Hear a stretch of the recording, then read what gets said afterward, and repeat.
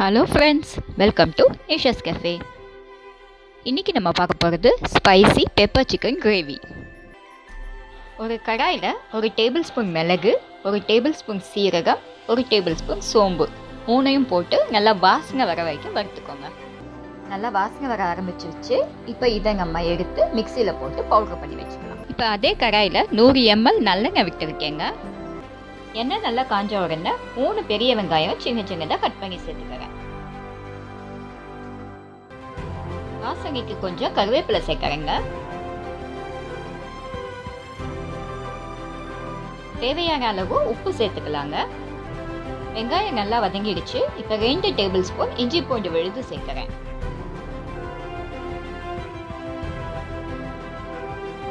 இப்போ இதில் 1/2 ஸ்பூன் மஞ்சள்தூள், 1/2 ஸ்பூன் கரம் மசாலா தூள் ரெண்டும் சேர்த்து நல்லா மிக்ஸ் பண்ணலாம். இப்போ இதில் சிக்கன் பீசஸ் சேர்த்துக்கலாங்க. 1/2 டம்ளர் தண்ணி சேர்த்து சிக்கனை நல்லா வேக வைக்கணும். சிக்கன் நல்லா வெந்துடுச்சு. இப்போ நம்ம அரைச்சி வச்ச மிளகு சீரக சோம்பு பொடியை சேர்த்து கலந்து விட்டுக்கலாம்.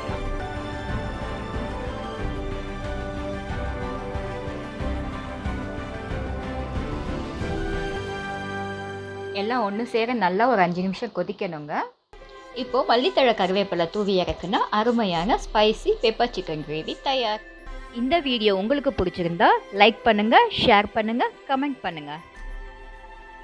மறக்காமல் நம்ம சேனலை சப்ஸ்கிரைப் பண்ணுங்கள்.